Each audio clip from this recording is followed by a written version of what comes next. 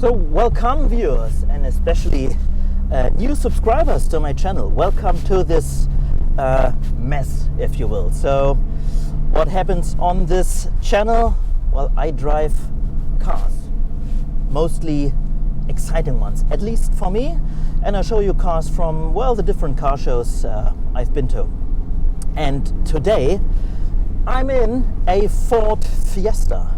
It's a Ford Fiesta Mark I, so it's a car that almost completely vanished from our streets because of rust and many other reasons. By the way, the Fiesta is vanishing from Ford's lineup. So Ford decided to stop the production of its smallest, not the smallest car. Later in Ford history there was the car. Anyway, Ford Fiesta Mark I. This is also known as the Fiesta 76 because it was introduced in 1976. And, well, Ford was late in the game of the Super Mini. There already was the Audi 50 and its sibling, the Volkswagen Polo Mark I. There was already the Renault 5. There was already the Fiat 127. So quite a lot was going on. And in the early 70s, Ford decided to, well, play that very same game, and they started a project called, I think it was Bobcat. And well, involved into Project Bobcat was a very prominent name, yet a unsung hero of car design, and that was Tom Tjaarda. If you've never heard the name, you may know some of his designs, and I think the most, well, the best known is the Di Tommaso Pantera. He also designed the Longchamp and, well, many other cars. So how came Tjaarda to the Ford Fiesta? This all has to do with Ghia. And by the way, this Ford Fiesta Mark I wears the Ghia badge. So this is the poshest version of the Ford Fiesta Mark I this year with the 1.1 liter engine. But back to Tom Tjaarda. So he was, well, born in America, in the United States. He moved to Turin, Italy, and I think he stayed there for all of his life. Well, I think he was at Touring. He was definitely at Ghia. He was at Pininfarina, so he was involved in the design work of many cars, sometimes only parts of cars. Anyway, De Tomaso bought Ghia, and we all know about the history between De Tomaso and Ford, and, well, yada, Ford bought Ghia. So, in the early 60s, Project Bobcat, Tom Tjaarda, and they ended up with this lovely little car, the Ford Fiesta. And by the way, Henry Ford II, he decided to name the car Fiesta. And this was some sort of reminiscence that many of the Fiestas were built in Spain, just as this one. Just waiting here for the green light. You see me now driving through a small town around my hometown, and I'd say this is the perfect territory for the Ford Fiesta Mark I. Let us talk a little quick about the engine: 1.0, 1.1, 1.3, 1.6. That's it. The 1.1 I'm currently driving has, I think, between 50 and 54 horses, something like that. So it is not a quick car, but you know what? It is driving very well. And as soon as you're on the Autobahn, it gets very loud. So, you know, it drives best around 80 kilometers per hour, something like that.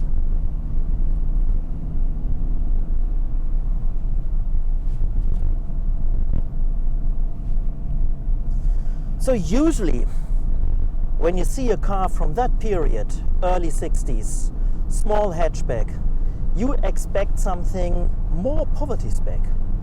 But with Ghia, Ford did a very, very nice job. I will show you that later in all the details, but already now, it feels good. The loose seats, these are comfy. You almost have no feel with the headrest behind me. It has opening quarter lights. This is the most effective non-AC you can have in a car, and these are working pretty good. You get a very, very little wind noise from them. But you know, right now when they're closed, there's almost no wind noise from anywhere.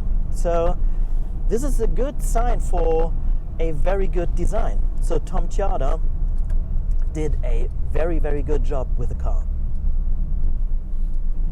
I love super minis, by the way. It started all with the Austin Mini from British Leyland.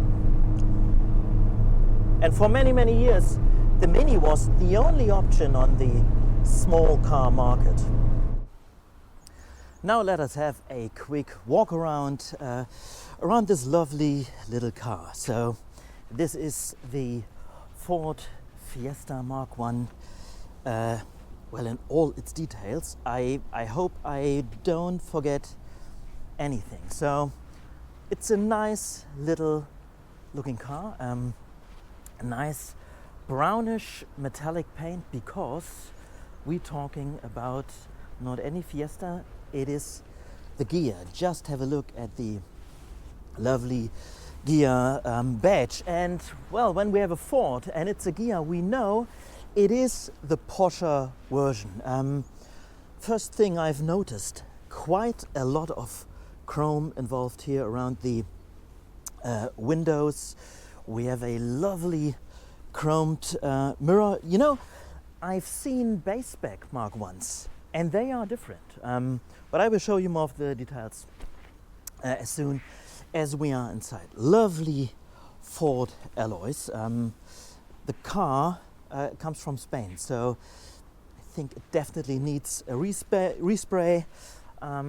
It had gathered all sorts of scars over the years. Well, my Dean plate I use for pictures wasn't in the right position. So what do we have? It's not only a Ghia, it's the 1.1, so it's not the base spec engine. We have the fuel filler flap right here, lockable, by the way. Chrome door handles, well, lots of chrome, because Ghia.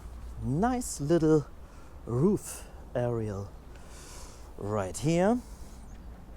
Okay, let's hop inside, because inside it is really rather lovely. So if you expect some proper poverty spec, this car is just wrong. Let's start with the door cards. The usual Mark I, the poverty spec one, there's lots of bare metal, while the Ghia has a nice door card, even with some chrome involved here. Opening quarter light. As said, this car comes from Spain, and many of the Spanish Fiestas have opening quarter lights, and I'll tell you what, it's a very, very effective AC, if you will. So it's not an AC, but it works pretty fine. So what else do we have? We have a nice 4-spoke steering wheel. So the base spec has a 2-spoke. Of course, lots of fake wood veneer involved right here. We have this thing with a little clock right here, aftermarket stereo, of course. Then we have a speedometer, and we have a tach. Isn't that amazing? There we have petrol and temperature, of course. So more gauges, oil. This is, I think it's for brakes, hazard? I think it's for the brakes. Indicators, light switch, and this is for all the electrics. Of course, it has a choke, which is here. There we have the stack for the horn, I think the high beam and the indicators. We have a stack for window wipers and window washers, and there we have the low beam and high beam, maybe, I'm not sure, and of course a lovely glove box, door cards. But what I like about this car are the plush seats with headrests, and it is a very, very comfy cabin. Lovely headliner. By the way, this car inside, it is in a very, very nice and lovely condition. There we have a 4-speed gearbox. What do we have here? There we have the heater unit. Of course, we have an ashtray. Then we have the hazard switch. We have a cigarette lighter and a power outlet. This is the blower for the heater, and I think this is for the heated rear screen. It has a heated rear screen. So this is a Ford Fiesta Mark I in Ghia spec. Let's take a quick look inside the engine bay. And there it is, the engine of this lovely Ford Fiesta. This is the 1.1. There was a 1.0. The 1.0 had, I think, between 40 and 45 PS. And this one, the 1.1, had 50 to 53 horses inside. So not the base spec engine in this lovely Tom Tjada designed Ford Fiesta.